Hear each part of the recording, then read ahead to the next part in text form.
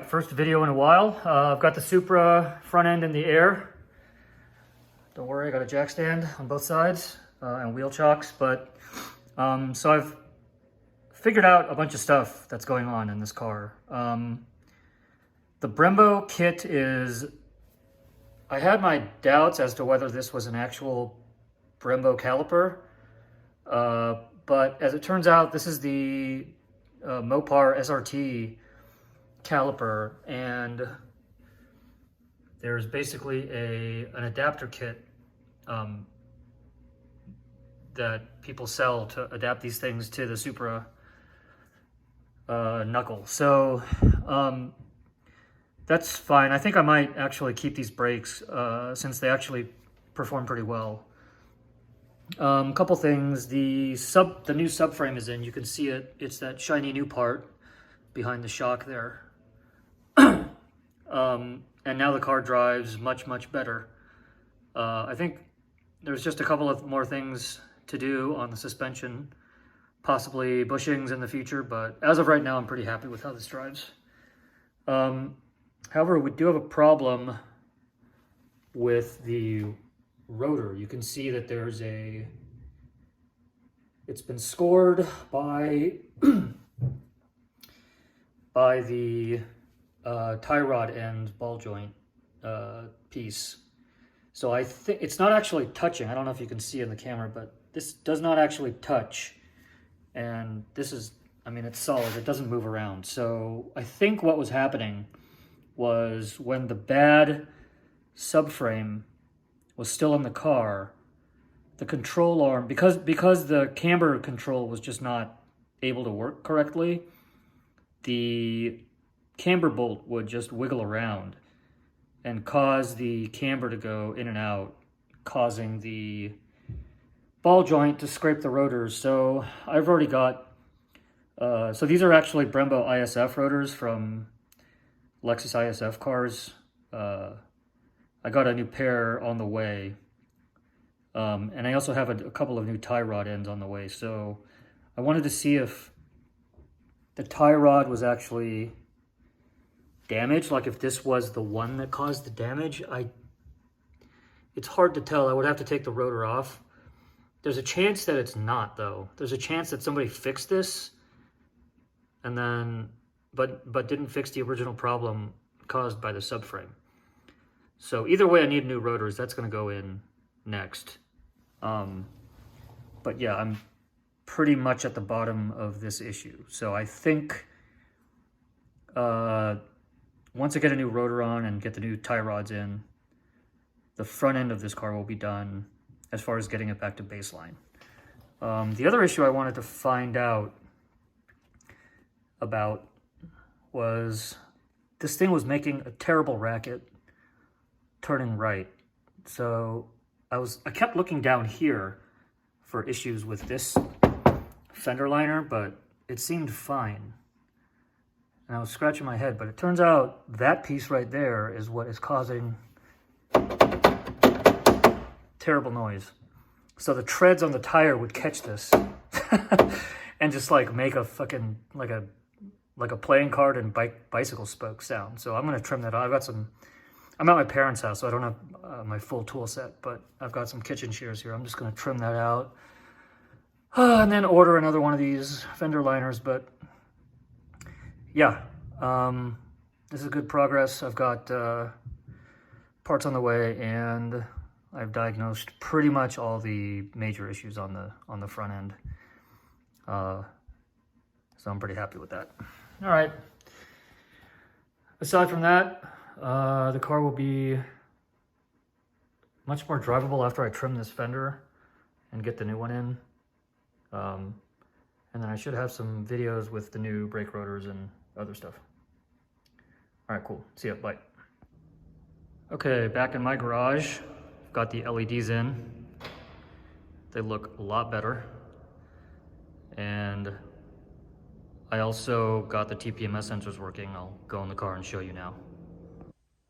All right, so we are in the car. Yeah, after a bunch of back and forth and trials and tribulations and getting the right parts, I finally got the TPMS sensors working. They're installed on the wheels, and I'll show you how they work now. Basically, there's a screen on the BTI gauge that just says TPMS, and it has a nice graphic of all four corners, and it shows you the temperature and the pressure, which is really nice. My other cars do not have temperature, and they're newer, or, you know, much newer than this one anyways. So that was a nice surprise. Got the sensors mounted with the band on each one, balanced, mounted, new valve stems. So everything is super proper, and yeah, these things work great. They seem to be very accurate. They match up. I tried 2 different analog gauges, just, you know, the kind that you stick on the valve stem when you're like filling up or whatever, and they seem to match. So yeah, that is a huge peace of mind, especially on wheels that I'm not sure how old these wheels are. They look fine, but these multi-piece wheels, in the past, I've had issues with leaking. Sometimes they need to be resealed or whatever. They'll just start leaking. So yeah, much nicer on an older car. And this screen is actually, you can just keep it on the screen. So every time you start the car, it'll be on this screen, or you could have any of the other screens, like the full diagnostic screen.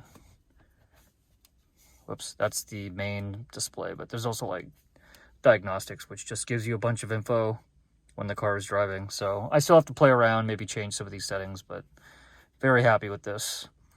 Yeah, I drove this car back home from my parents' garage, and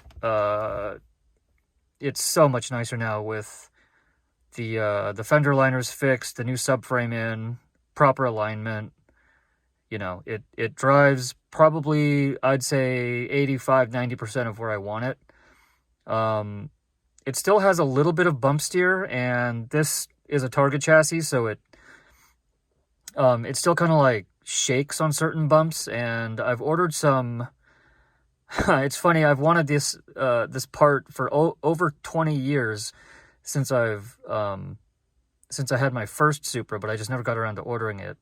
But I ordered a Doluck, 2 sets of Doluck bars. One for the chassis, which goes up and down the chassis, like on the sides, up and down the side skirts underneath the car, which should give it lots of front to back rigidity, which is like the main thing that's lacking in these Targa cars. And then I ordered the cross brace on the floor.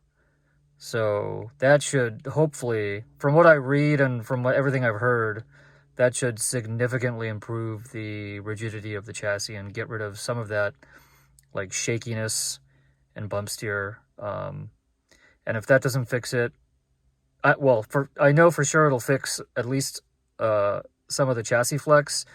But if the bump steer doesn't get fixed, then I'm going to get some custom billet tie rod ends with adjustable offsets. So the goal is to get this thing handling as close as possible to one of my Porsches, which is a tall order on a car from 1998, but I think we can get like 95% of the way there.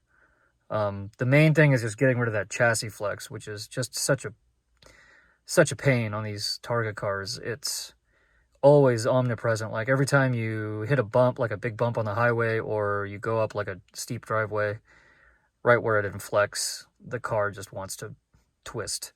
And I have a big steep driveway into this garage, so every time I come in, it like creaks and groans, and it's just it just makes me kind of wish that this was a hardtop. But that's what every Super Targa owner says. So that should be coming in a couple of months. They have like a 6-week lead time from Japan. And so for those of you who don't know, the Japanese yen right now is really weak. It's over 150 to 1 yen to dollars. So the bars were super cheap. They were like $200 and $300 for the set, for each one. And then, but what really killed it was the shipping. It was like $350 to ship it. So I figure the shipping is not going to get any cheaper, but the bars are super cheap. So, you know, for a couple $100, that's like the cost of a strut bar, if that. So I put my order in. I'm gonna wait. Hopefully those come in without any issues. That armrest that I got from Japan came in, you know, just like 2 or 3 weeks. So my hopes are high, but you know, at the same time, I'm expecting delays, or I won't be surprised if there's delays. So here's the hoping. Other than that, I fixed, yeah, like I mentioned, the LEDs on the side markers. I had to rewire one of the side markers. It just wasn't working. I think somebody at some point like rewired the side markers to work with this aftermarket alarm, and it just wasn't working. So I had to redo one of the wire taps. They cut the harnesses, which is so annoying, but so that I couldn't do a proper solder splice, so I had to use a T-tap, but I used a very high quality one that does like a power and ground T-tap, and just redid that so it actually works. And the LEDs that I got work great. They're the same ones that were in the license plate lights, so I just had a bunch of them. So I put them on all 4 corners and also up front for the turn signals and or the driving lights. I need to get LEDs for the turn signals and also probably an LED for the fog lights. And then I have to figure out what I want to do for the HIDs. The current HIDs in there are pretty old. I don't know how old, but at least 10 years old. So they're kind of like the old style. They take a while to warm up, and they're kind of flaky. Like if you turn them off and then on again, sometimes they just don't come back on. So, you know, that's like early 2000s style LED HIDs. So we'll see how that goes. But yeah, other than that, one thing I did want to test was I actually found that the windshield wiper fluid, the reservoir was still there. It's just missing the filler neck. So somebody apparently removed the filler neck and maybe just forgot to put it back on. But I filled it up, and I'm going to see if it works. Oh.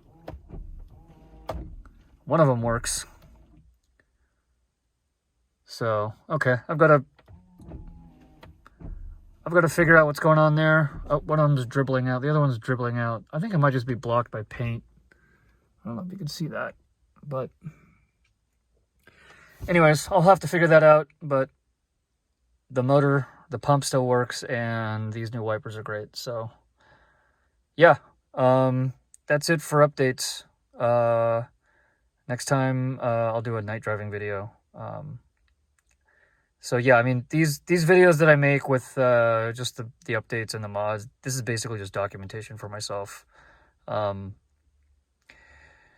In the process of restoring this car one little bit at a time, fixing all the minor problems. So, all right, with that, I'm going camping this weekend, so I'm going to try to get some video of the truck going off-road, hopefully doing off-road stuff, and also going fast in the dirt. All right, have a good one. See ya. Bye.